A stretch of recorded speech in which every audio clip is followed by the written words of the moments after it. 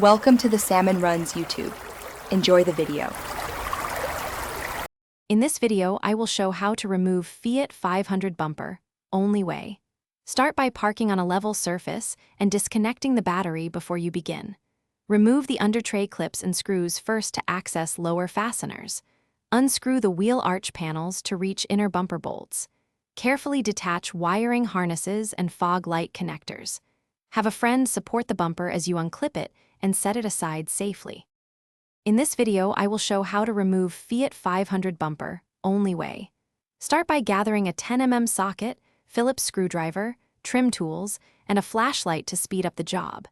Lay a towel on the ground to protect the bumper finish when you set it down. Keep a magnetic tray for small screws and clips so nothing gets lost. Working methodically reduces damage and makes reinstallation much easier later.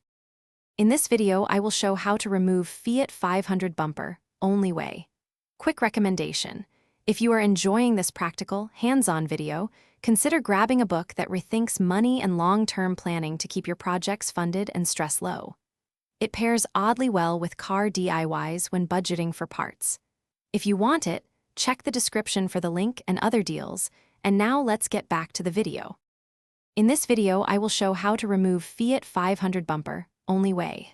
Start with the under tray clips, then open the bonnet and remove top grille screws for access. Pivot the wheel outward to reach arch screws and carefully unclip fascia sides to avoid breaking tabs. Disconnect fog light connectors and any parking sensor plugs last. With one person supporting the bumper, release the last clips and lift the bumper away from the car. Thanks for watching. Consider subscribing if we helped you.